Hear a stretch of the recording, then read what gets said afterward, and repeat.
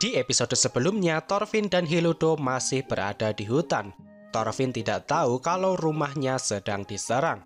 Jadinya Cordelia sendiri yang melindunginya. Tapi karena ketakutan, Cordelia hanya bisa diam di depan pintu. Di sisi lain, Ivar menyadari ada asap dari rumah Bjarni.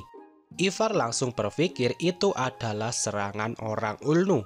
Ivar lalu mengajak Stark dan Gangrati ke sana dan mereka bertiga membawa senjata. Dan tentu saja Ivar membawa pedangnya. Namun Stark merasakan firasat buruk. Kembali ke Cordelia. Cordelia masih diam di depan pintu dan Cordelia mulai teringat masa kecilnya. Terlihat Cordelia yang menangis sendirian.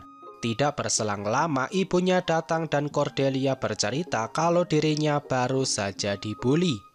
Cordelia kecil merasa dirinya adalah pecundang dan tidak ada tempat di dunia ini untuk pecundang. Ibu Cordelia berkata kalau Cordelia bukan pecundang. Justru Cordelia adalah anak yang sangat kuat. Tapi Cordelia merasa dirinya tidak bisa melakukan apa-apa. Bahkan saat dibully dia hanya bisa diam. Tapi ibunya terus meyakinkan kalau Cordelia adalah anak yang kuat. Dan ibunya yakin Cordelia akan tumbuh menjadi anak yang baik. Dan kekuatan sejati lahir dari hati yang baik. Kemudian kita berpindah ke waktu di mana Cordelia dan ibunya terjebak badai di lautan. Badai itu sangat brutal dan menghancurkan kapal mereka. Cordelia sempat pingsan sesaat. Beruntung Cordelia pingsan di atas kayu, jadi dia tidak tenggelam. Dan di saat itulah ibunya mengikat badan Cordelia dengan tali supaya tidak tenggelam. Kemudian muncul ombak yang tinggi dan membangunkan Cordelia. Cordelia melihat ibunya yang terbawa ombak, tapi Cordelia tidak bisa melakukan apa-apa.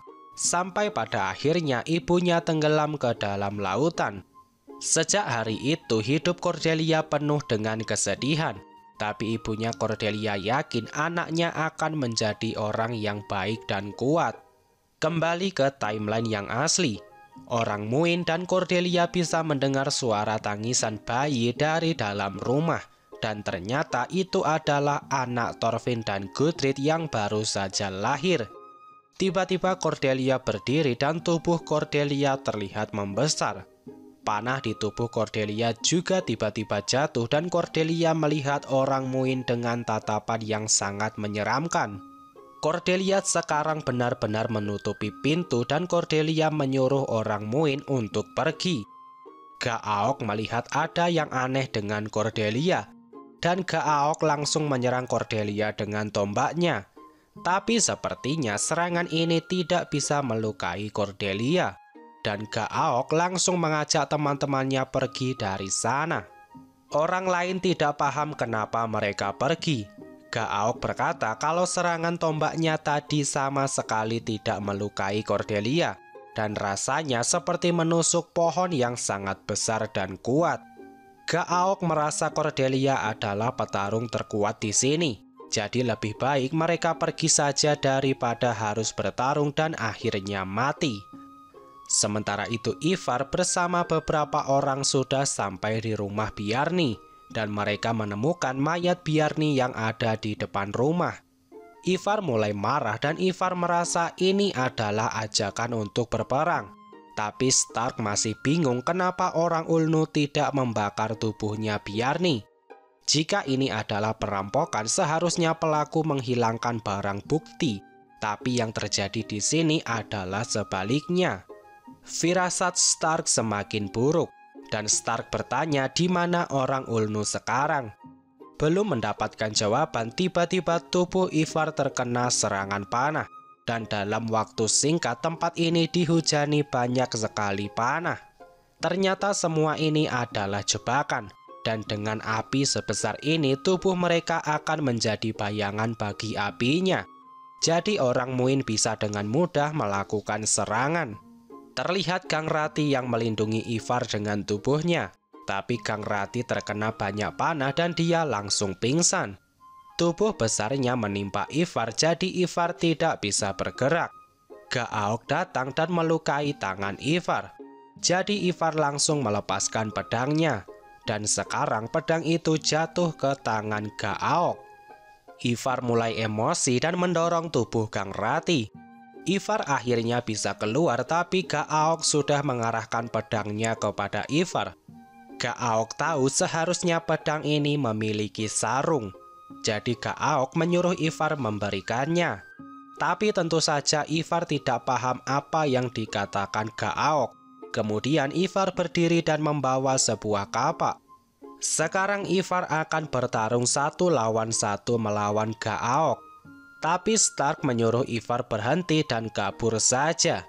Namun harga diri Ivar tidak bisa menerima itu, dan mereka berdua langsung mengayunkan senjata masing-masing.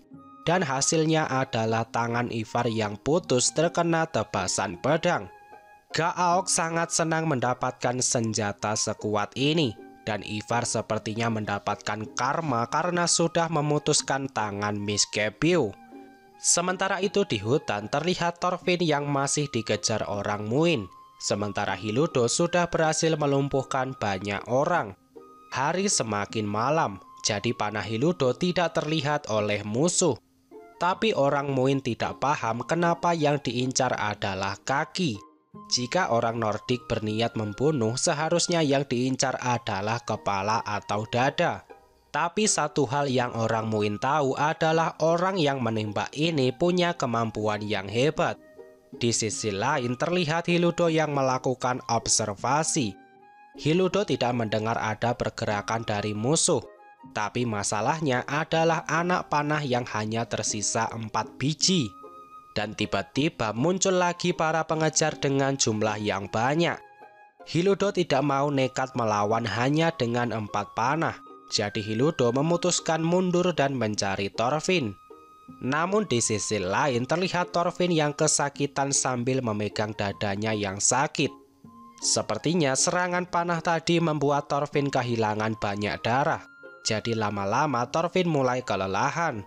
Dan orang Muin terus saja mengejar Thorfinn. Sekali lagi ada panah yang datang dan untung saja tidak terkena kepala Thorfinn. Thorfinn kembali berlari dan mencari tempat yang aman untuk bernafas sejenak. Tapi di tengah jalan Thorfinn bertemu pengejar dan orang ini menyerang dengan tombak. Beruntung Thorfinn masih bisa melawannya dan orang itu sekarang pingsan. Thorfinn mencoba berlari tapi lukanya semakin parah.